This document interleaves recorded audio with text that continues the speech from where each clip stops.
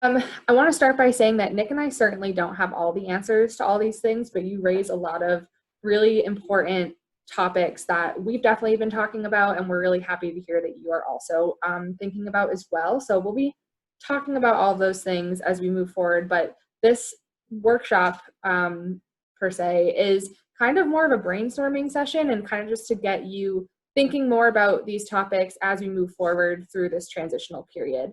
And we also want to acknowledge too that this is a definitely different time for campus life, but also just like the world right now, and just learning how to navigate what COVID has done to our day to day, and what that will look like as a club leader. So I'm going to start with where to start right now. What are things that you can be doing today with your fellow eBoard members, thinking about how to get this transition started? So the first thing I want to mention is that communication is key. I know that there are a couple people on this call that had eBoard positions either in your club or in other clubs in the past, maybe last year or the year before.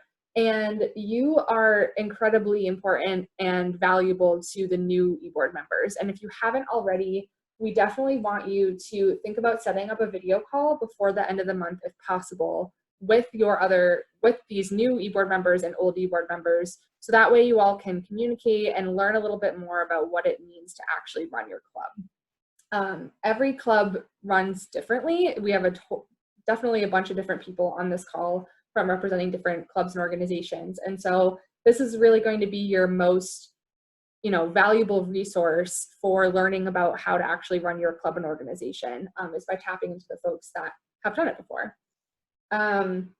We also have your club constitutions. They're available for view on Bates Engage, or you can reach out to Campus Life. These are a good, especially if you're a younger leader, for those of you who are saying you're nervous about how to lead your club as a younger member. Accessing your club constitution might be a really good place to start. So then that way you can kind of review and reflect your club's mission and values, and what your goals have been since the start.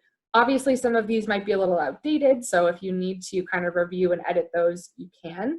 And if you're not even sure if you have a club constitution, feel free to reach out to Campus Life and we can help you with that. And it's also a good way to ensure that you have consistency as a club with how you deal with certain issues, like how you go about event planning, how you deal with perhaps members who aren't pulling their weight in the club, and whatnot, and just ensures consistency and fairness and honestly equity in terms of how certain club issues are dealt with. Yeah, definitely. Also, I should mention, as we go through this, if you have any questions, we will definitely have time at the end to chat about them, but feel free to put them in the chat and we can maybe address them as we go. Another really important thing is reviewing your budget information. Now, we don't need to get too in the nitty-gritty about what budgets are going to look like for the fall, because obviously that might look a little bit different compared to past years just due to the current nature of things. But it is really important to maybe familiarize yourself with what your club typically spends your money on. So that way it's not necessarily a surprise when you get your budget in the fall. If you weren't the one that submitted the budget request, you might not know what the money is supposed to be used for. So I would reach out to past treasurers to access your club ledger so you can see what your club typically does. There's a lot of clubs here, especially that do some traditional events. So say next year you want to host a dance, it's important to know what the cost goes into for that dance. So, for example, the lighting in Ben Mays costs like $400. So we want you to be aware of that as you move forward when you plan. And we also have your club ledgers on file. So if for some reason you can't get in touch with your treasurer, we're happy to send that along to you as well. And for those of you who don't know, the club ledgers are the spreadsheets that are used by treasurers or other members of the eBoard that track all your expenses, including, if you've got any money from fundraising or your initial allocation, what you spent your money on. And we typically ask that you're keeping track of that all year long, but it's used to be submitted during the mid-year report and the club renewal process. So that's where that ends up. And then another thing is doing some goal setting. So this year in the club renewal form, We asked your clubs about their successes, pitfalls, and goals for the future. So this might be a really great thing to get together with your new e-board to plan a vision for 2020 and 2021, based off of, what you've done well in the past and what you could have done better. And again, Campus Life has that on file as well if you need to access it. Other housekeeping that's important to keep in mind, the club directory and Bates Engage update form is on the club's website, which I can show you in a second. And if you did your elections after club renewal ended, it might mean that you have different people in those leadership positions than what you originally put down.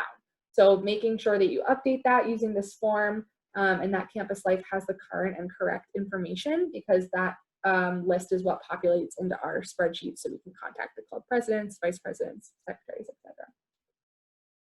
And then that brings me to the club's website, which I will go ahead and show you. It's bates.edu/clubs, so very easy to remember. But this club's website has a ton of resources for you to look at. I'm not going to go through all of them, obviously. Can you zoom in a little, Jen? It's really tiny. Yes, absolutely. Sorry.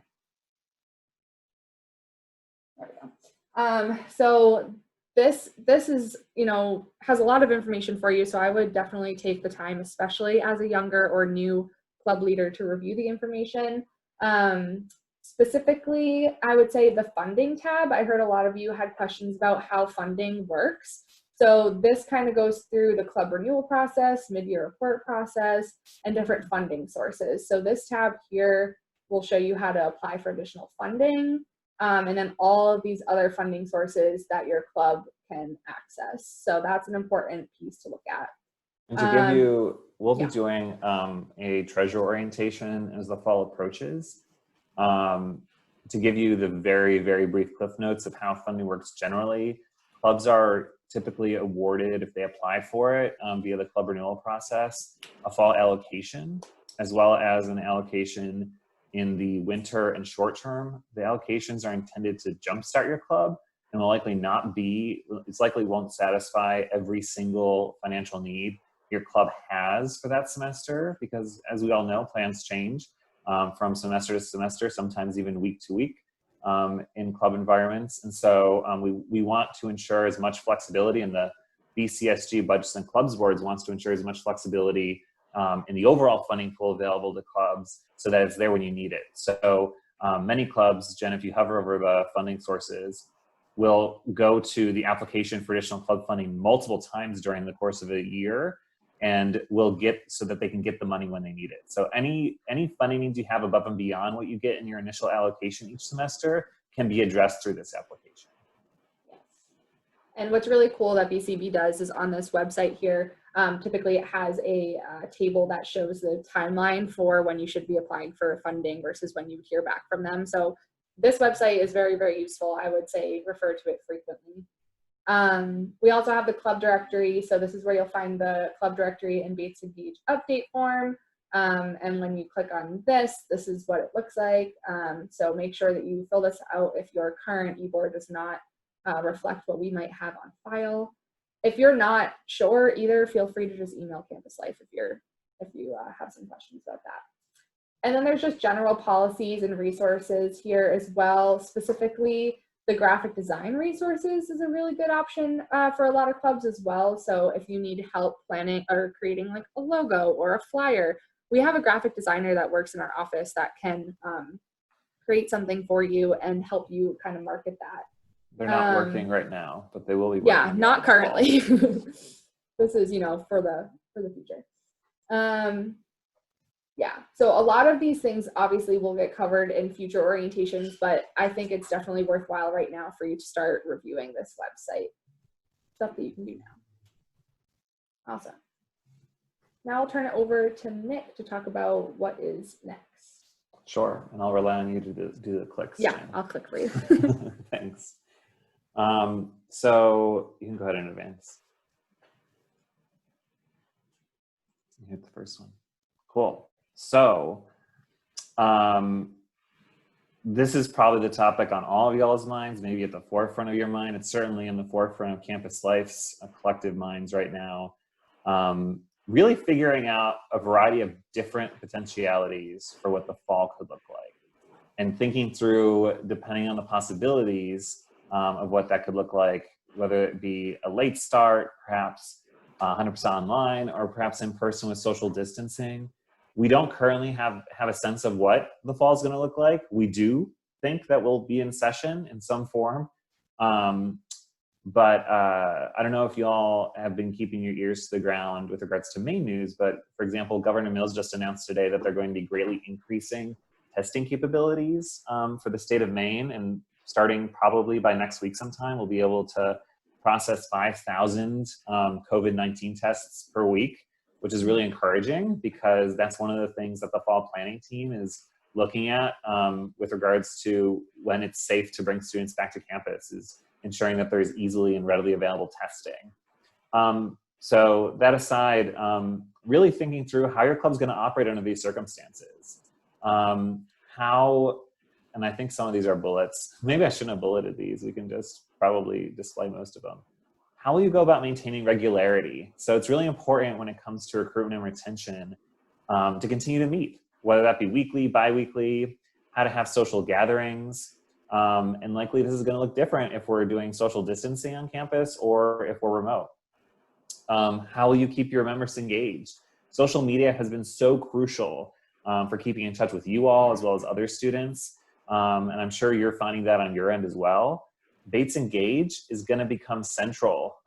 You know, this year we had, within the first month, 90+% of first years download the Bates Engage app and activate their account. And we don't expect that to be any different for this year. You know, it's a great resource, especially for folks who aren't familiar with our campus, or maybe the inner workings of our collective campus culture or our club cultures. Something that we did within the last few weeks is we took all the active students in your club Google group, your listserv, and transferred those, well, copied them to your Bates Engage groups. So your club has a Bates Engage group, and all students that are active members are in those groups now, so you can instantly communicate with folks in that group. It's likely that you may already have a way to communicate among your club members that's not an official Bates platform, but Bates Engage can be used as a great way, a great pipeline to get first years engaged with your club. We also don't currently know obviously what fall looks like, and we don't currently know what, for example, Clubs and Orgs Fair could look like in the fall. So really thinking through ways to use social media and Bates Engage to get new members involved is going to be crucial over the course of the next few months. And Campus Life has plans to support you in doing that. It's likely going to be different on a case-by-case basis for clubs, but we have already identified that we want to do something of an upgrade to our club directory. Right now, the club directory only has club name, a brief description, and links out to social media. We'd like to enhance that with perhaps pictures and videos from clubs, really tailor it to first years, and maybe post ways clubs are welcoming first years into their club environments, absent the possibility of having a regular Clubs and Orgs Fair in the fall. Looking at all these things.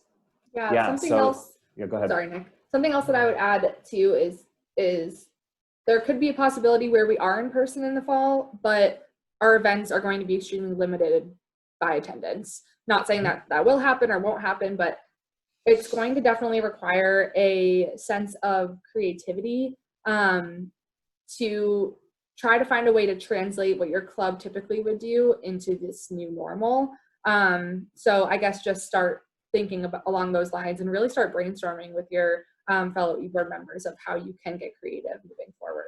And this, when it comes to, you know, the main topic of this presentation, which is leadership transition, having these conversations with folks, especially folks who have been in your club a long time and perhaps maybe graduating, would be really beneficial, because they can give you some context as to what they have found works and what sticks, and what maybe wouldn't work for your club, and can really help be mentors in that way for you if you are a new leader.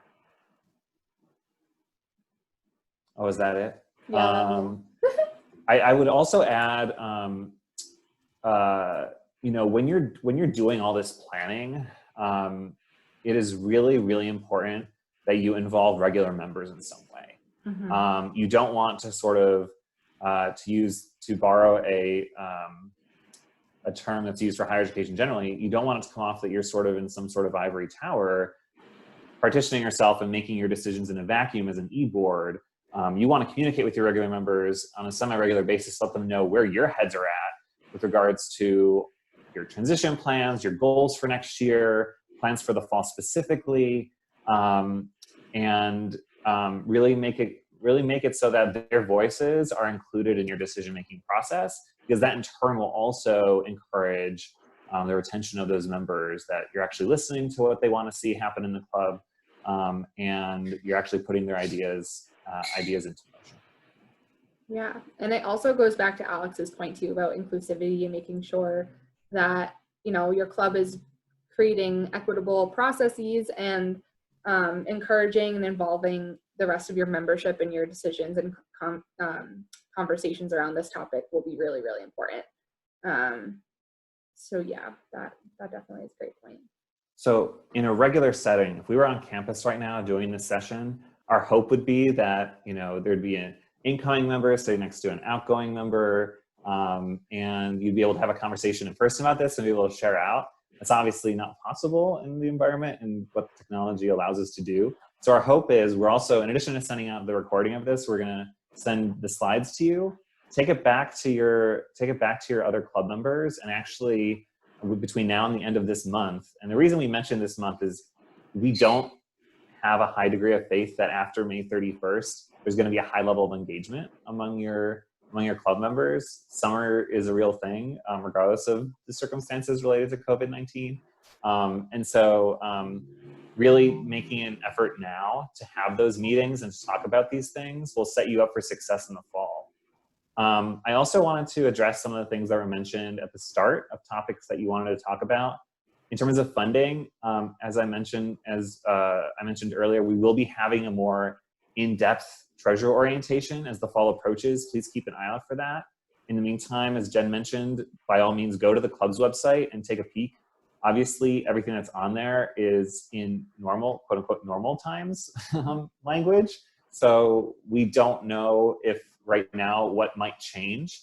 A couple weeks, I think it was 2 weeks ago now, the fall planning committees for both finances and the fall calendar were convened.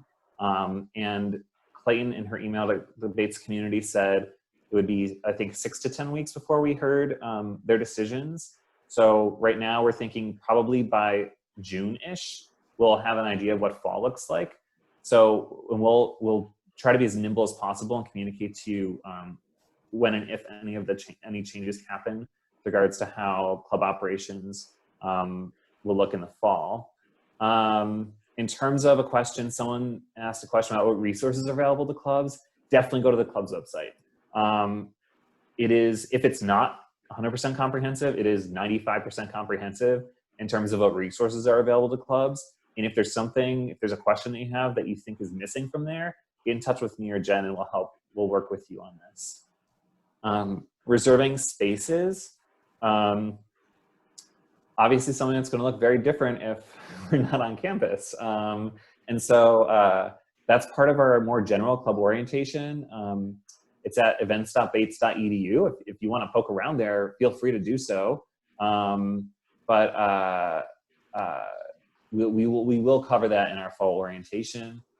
I do think, it came up a few times, a perspective of how to run a club as maybe not the most senior member is a really, I won't say it's a unique circumstance. It's something that I think that Campus Life can do a better job of supporting clubs and thinking through. And I think, Jen, that's maybe something I want to investigate for a separate workshop even. Mm-hmm. I myself, having been, I used to actually work at JCPenney, and Jen's heard this a number of times, I think at this point, but at one of the stores I worked at the age of, I think, 22, I was the supervisor of someone who had been with the company as long as I was alive. Literally started at the company the year I was born. And that was a learning experience for me. And while the age difference will not be as great in your clubs, I learned a lot from that experience in terms of what effective leadership and partnership looks like. And I think that Jen and I can certainly come up with some form of workshop and support to help you all think through what that might look like. I think too, like Yeah. some encouragement for the folks that might be nervous about being a younger leader. There might be a slight benefit to leading a club as a sophomore or a junior versus a senior, because senior year at Bates looks so different compared to your sophomore, junior year. And we see it time and time again of senior leadership getting really run down and burnt out, especially in their second semester. So, I think being a younger leader actually has its advantages in some way. And so I wouldn't discredit yourself at all for being, a sophomore or a junior in a leadership position. I think it might actually be really helpful. Yeah. Yeah. There was a question about FCC that's obviously more connected to WRBC. I think connecting with Lewiston community members, Harvard Center, great resource. We actually have, I don't know if it's officially announced yet, so I won't say their name, but we have a new AmeriCorps Vista Civic Leadership Fellow coming in. They're the person who advises our community liaisons directly. And once they're formally announced, I'd be happy to connect you with them to start thinking about how you might engage with the Lewiston community, especially amidst COVID-19, what that looks like and how clubs can make meaningful connection with members of our greater LA community. In terms of important deadlines, the ones that are coming up, the two big ones are obviously the due date for the mid-year report, which is due the first Monday in December, as well as the club renewal application, which is due the second Monday in March. Both are crucial because they communicate with Campus Life and the Budgets and Clubs Board, how your club is doing, how can we best support you.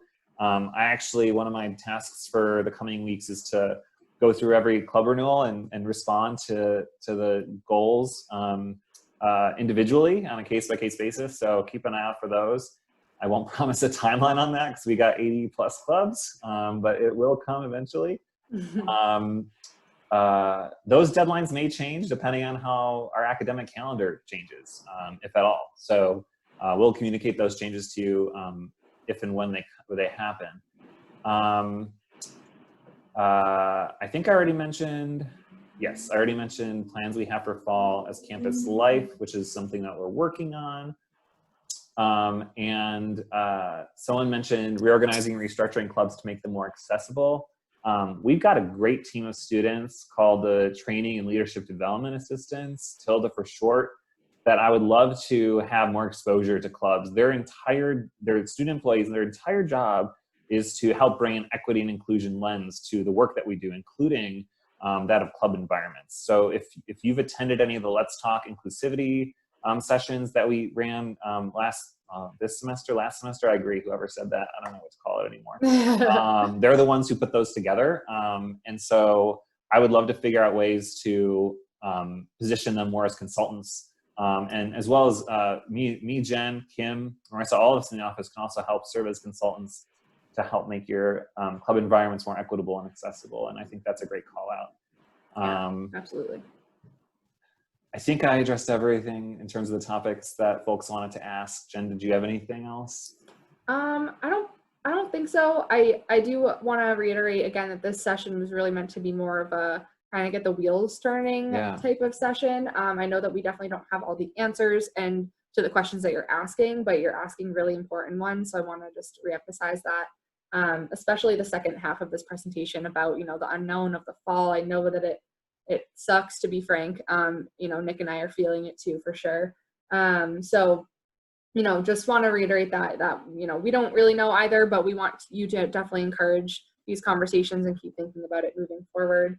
And the best you can do right now, and the best we can do, is to plan for every potential outcome. Right. So having a plan for every circumstance, a plan for if we're 100% remote, a plan for if we're on campus, but with some form of social distancing in place, chart those out with both your incoming, continuing, and outgoing club leaders, as well as, involve, as I said earlier, your other club members, so that when that announcement does come down the pike, you're ready and say, okay, this is what it's looking like. Let's go with plan B that we've already brainstormed out and fleshed out as much as we could, given the information we have right now, which admittedly isn't much.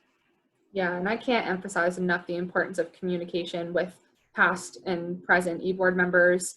We see so often in the fall, new club leaders come in and saying like, well, I didn't know that was a thing, or I didn't know my club did that, or, I don't know, the treasurer didn't tell me that. Like, just we hear so much of it that we want to try to reduce that as much as possible and help you go into the school year feeling confident in what your, club's purpose is and what you need.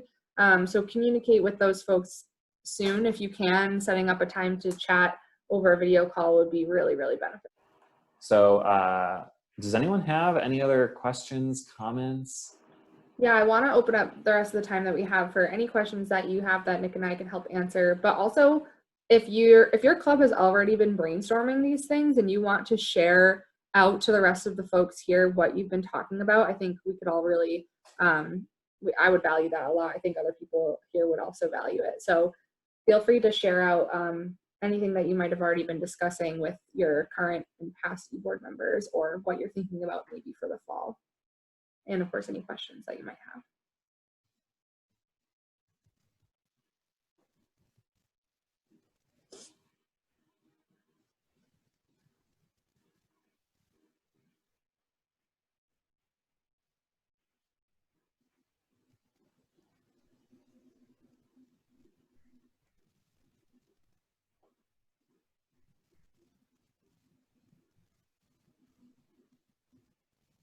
Hello? Yeah, go Hi, ahead. Bijou. Oh, sorry. I have a question. So I was looking at like Colby's club website, their Africana club, Mhm. and there's a link to like a little website where they post the pictures from like their shows, their fashion shows, or the different events they have. And Adama and I wanted to do the same for Africana and sort of bring the different photos from the past fashion shows and make an archive. And I was wondering if they're like what the policies are on that, or if we can create it and then send it to you guys and you can link it. Yeah, there's a good amount of clubs that have created their own websites on, I don't know, like Wix site or Google site or something like that. And if, as we think about revamping the club directory a little bit more, I think that's a great idea of something to add. So if you do create some type of website for your club, we can certainly link that in the description. We recommend that if you create a website, that you do so via Google Sites, sites.google.com, and make sure you're within the Bates architecture, because that will enable us to transition who has ownership of that year to year. If it's outside of the Bates architecture, we don't have any control over that. And we have some clubs that have several defunct websites out there because, their leaders graduated and they didn't give them the passwords or the keys to the kingdom. And so they're just sort of floating out there indefinitely. I think that, Bijou, if you want to email me, we can figure out what makes most sense for photo hosting. I know Bates, for example, uses Photo Shelter.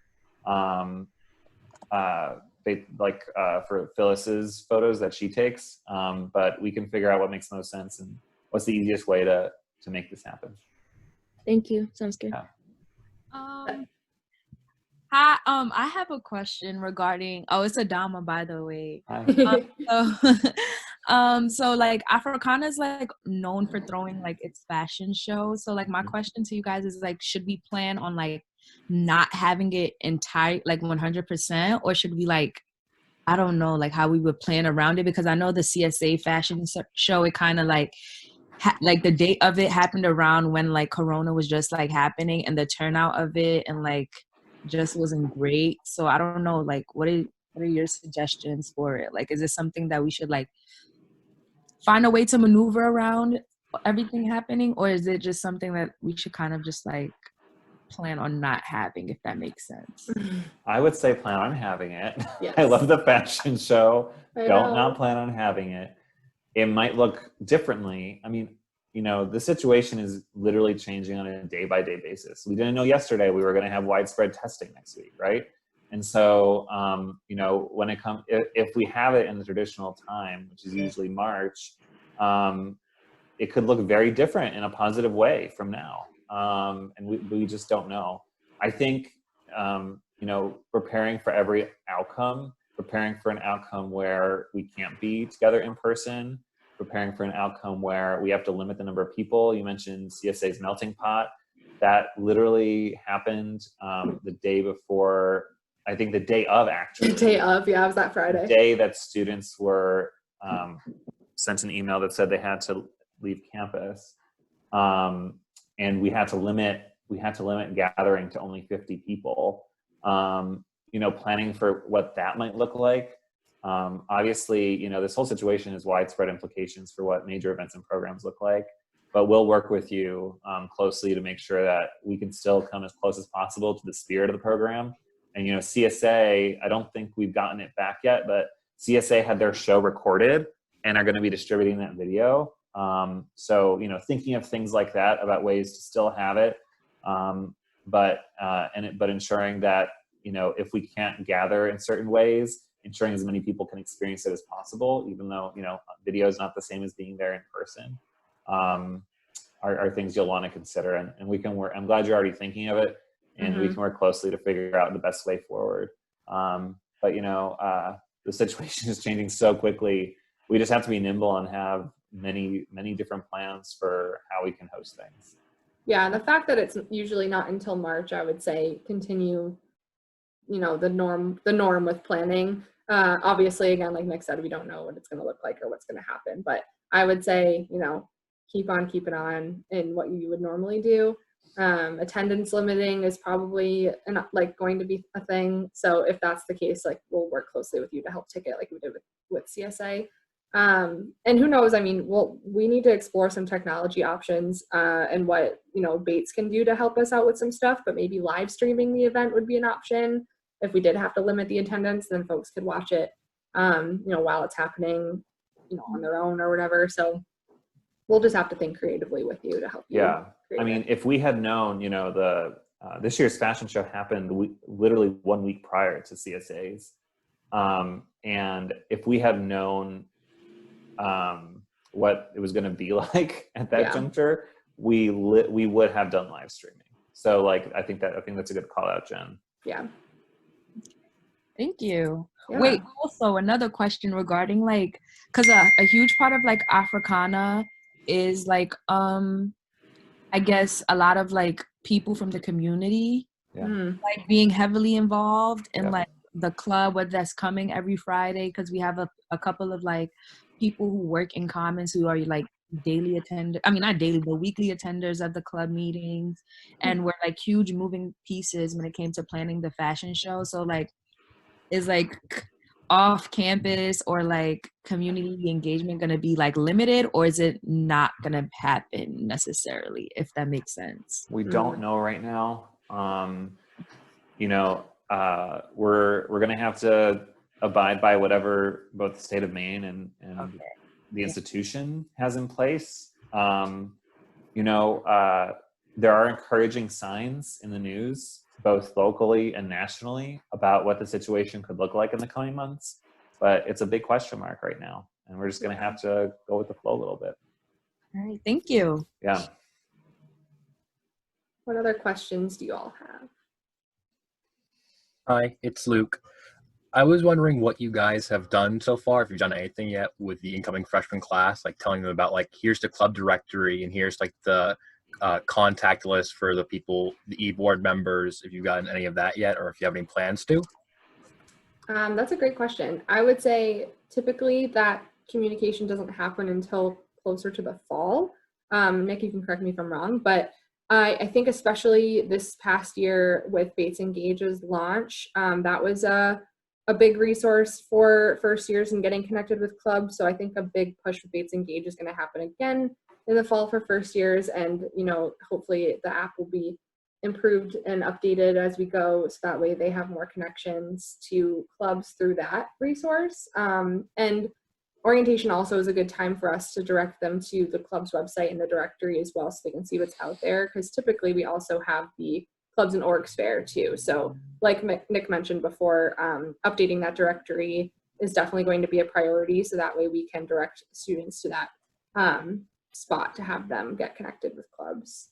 Yeah, and I mean, so in a normal year, our first sort of surfacing of club life with first years is the invite to the clubs and orgs fair.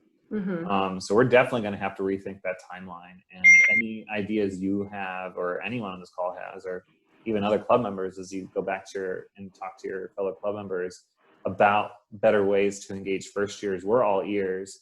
I do think that the situation calls for an earlier quote unquote start with first years to get them engaged. As soon as they have a Bates email address, they're able to log into Bates Engage. That's something that we need to think about. I also think that,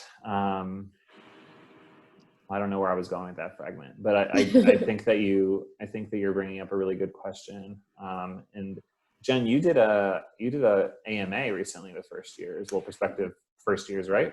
Yes, so the Bates Class of 2024 Facebook group has been really active with admission, inviting some, staff members and faculty into that group to do some live chats and answer some questions about the resources offered at Bates. And so I was one of those folks. I mean, we didn't have a ton of engagement. Now they're doing live videos, so now they're getting probably more engagement on those, but mine was more of like a answer questions in the comments live type thing.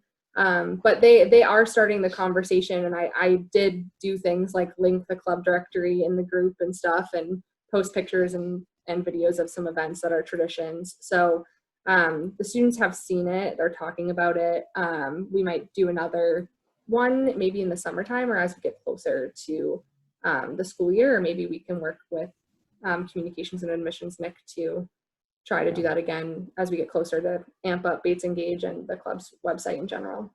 Yeah, and I think that I would be surprised if by the end of June we didn't have a sense of what fall looks like. Obviously, Bates as an institution is going to have to be nimble. If an outbreak in Maine occurs in mid-August, that would change what things look like. And so we're going to have to be responsive and attentive to those kinds of things. But and I will admit publicly that our attention right now is largely focused on commencement and our seniors. We're working very closely with them.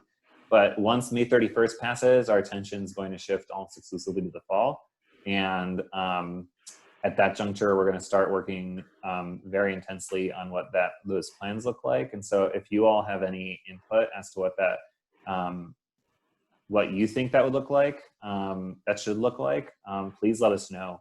We also we did, what was it, last week? Gosh, all these days blur together. So I have this is Thursday thing. But last week we held a general check-in. We're going to hold those likely bi-weekly going forward, including over the summer, so that we can check in with club leaders and be like, hey, how are things going? Where's your head at for the fall? And really be attentive and sensitive to different things that are brought up. Because every single one of these, today included, that we've been doing, this is our third session now, Jen, in the last week. New ideas have come up and new things for us to think about and chew on in campus life have come up in terms of how best to serve y'all's needs and also serve the needs of our first years that are coming in. So yeah, thanks for asking that question. I have a question. go ahead, Ian. So I know other clubs might have been dealing with certain things to do with their events virtual, and I'm wondering copyright issues with using music and other materials. Do you all have any advice to offer with respect to that and how we can navigate that? Yeah. So another great question that we haven't chewed on. I would say when it comes to, for example, movie licensing, we work with a licensors or colleges. I would say with regards to music, if it's an event that is publicly promoted, we'd likely have to pursue licenses for music as well. I'm just thinking of, for example, YouTube creators get flagged when they're using other entities' music. We do have a copyright librarian at Bates, so I will get in touch with him and pose the question, and we can certainly send out some sort of communication or update the Student Club's website with that information. That's a good thing to ask. Thanks. Yep.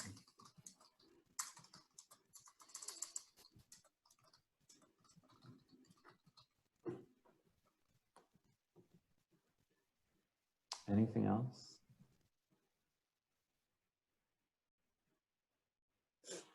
Well, it's really great to connect with you all. If there are other things lingering, please don't hesitate to reach out to me or Jen. We're here for you. And in addition to you as club leaders, we also care about you as people. So if you just want to connect as a human, feel free to do that as well. We're here for you. We are, as we mentioned, going to send out the recording for this as well as the slides so you can take them back to your club members and go through them together. We hope you found this helpful. We do plan on hosting at least 2 more sessions in the immediate future, one being a general check-in and another being one more focused on recruitment and retention. So please keep an eye out for those. Jen, you got anything else to add? No, I would just say, stay healthy and stay safe. And as soon as Nick or I hear of anything or any updates that will impact club life at Bates, we will definitely be sure to update you all as soon as we hear. So. Thanks, Thank you Cole. for the presentation. Yeah, of course. Thank I'm glad you. you found it helpful. It's great to connect with you. Awesome. All right, Bye. everyone. So much. Thank you.